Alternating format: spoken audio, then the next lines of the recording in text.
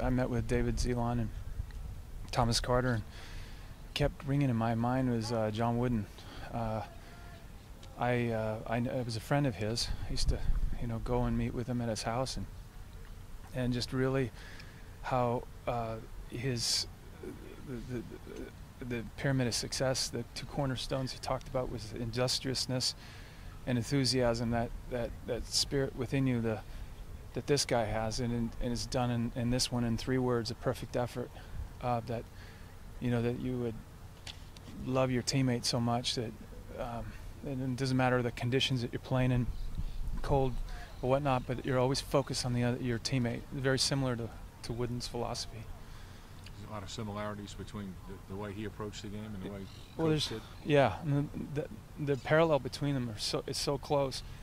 But when you go to meet with Wooden tangibly, you walk into his place and you're thinking, oh, I'm sure he lives in a palace, and it's a 2-bedroom apartment. It's very simple. He only has what he needs, and his whole idea is not about himself, but his love for others. And and I thought that there were just many things in his way of life, thinking, is teaching young men to grow up. What's growing up? It's like marriage. He's teaching these guys to be people that can be relied upon in society, or being great husbands, great fathers, and in like marriage, there's always a compromise. Always a compromise, and that it's not about you; it's about the other individual. And he writes it down on these little cue cards that they have. And they have, he talks about keeping focusing on the other guy. Is he accomplishing his goals? Then on Thursday, I'll get up and I will read my teammates' goals. Did he reach his weightlifting goal? Did he reach his practice goal? Did he reach his game goal? And he talks about it. And the kid, my responsibility is completely about him. And think about that as a father. Your only concern is my son. How is he doing? Or my daughter or my wife? How taking care of someone else other than yourself. And this society has gone into a place of it's about me. And he's like, no, nixes that. I think the most difficult thing on this show is obviously I got off person of interest and I have to come up with something really quick. But I have my brother-in-law who's offensive coordinator for the Detroit Lions. And I walked in the room and I said, okay, this is going to be simple. And I was listening to him and it scared me. It was a whole nother language. I didn't even understand a word he was saying. I said, he's with the Lions, so I was like, hey, I came here to spy on you from the Green Bay Packers. I don't know a word of what you said. It would be easier to understand Chinese than the language of football has its own language. But I tried to simplify it for me in just the human terms. Terminology just blew you away, huh? It's a whole language. It's a whole nother language. I had understanding and principles and fundamentals that I grew up with in playing basketball, but the football terminology was clearly, a language. Were you a neighbor of Wooden, or how did you come to? My dad played for him. I see. Oh, okay. What team was he on, Jim? He was there from '59 to '62. So Gail Goodrich, okay, Jack Hirsch, Fred Slaughter, Walt Hazard, and. That was the beginning of his 60. He wasn't on the '64 team. Yes. Yeah, that was when it really got rolling, right? Yeah, my dad. My first introductory to Wooden was when my dad was teaching me how to put on my socks. And and it's very simple. Life's like that. That was his first practice. And he said my coach would teach me. And this was like their father. And then I was 17 years old, 16, going to Wooden's camps. And so, I remember the little kids were calling him Johnny.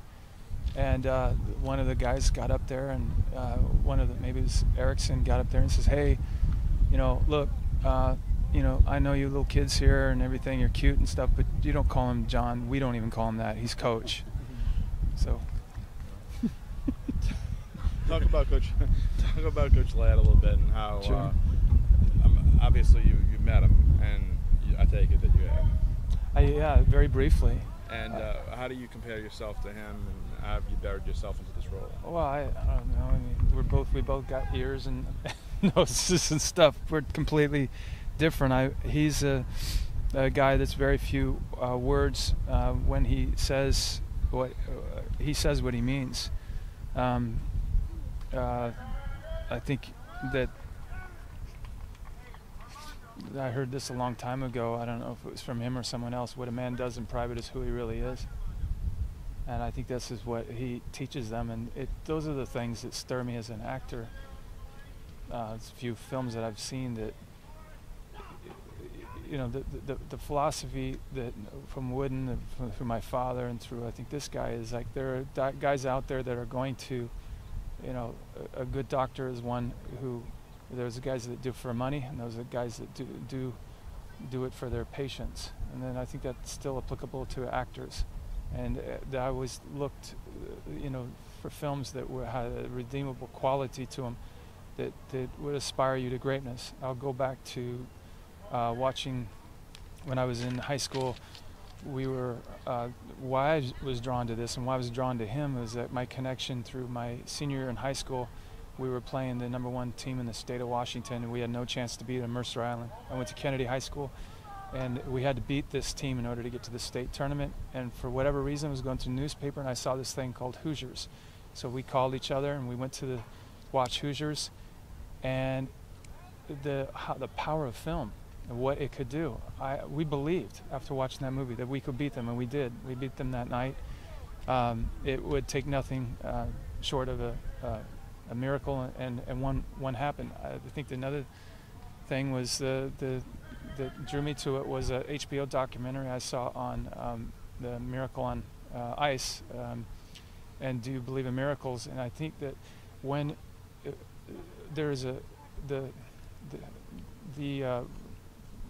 thing that happens to each other when you're in a cold condition, and when you're about your teammate. It doesn't matter the conditions. There's a cold, sleet, rain, ice. When you're about your teammate and when you have that bond, you're not concerned about how much time's left or anything. You're in the moment. You're in that zone. And when you feel that love that comes in your heart, and it's not just you, it's your entire team, that it creates this synergy that you can do something that. As one that is literally impossible as individuals, and he removes that individuality, and I think that's why a lot of these young men that are focused.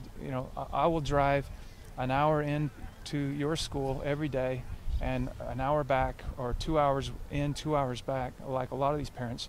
So they're boys that a lot of them don't have fathers. They don't have a family, start learning what it is to become not guys but men. Men that are about other people that have great integrity, conviction, character. Comes down to 3 words he keeps bringing up: a perfect effort. I'm not asking you to play a perfect game. That's impossible. What I'm asking you to do, and what you should be asking of each other, is to give a perfect effort. And on every play, give your best. And again, that goes back to also things that Wooden did. But most people say these things, but they don't. They actually they don't live that way. He lives it. Is that the main lesson you want people to take away from this film? To give a perfect effort, to give 100% every time? Yes, in life, a perfect effort is, obviously it's driven by that. Desire that he also talks about, and he goes into a little more detail, is that love is that connection, the brotherhood, the family, that whatever gets your heart burning. And when that heart burns, you don't feel it when you get hit, knocked in the head. You get back up. You guys are over there, you're encouraging each other. I got your back.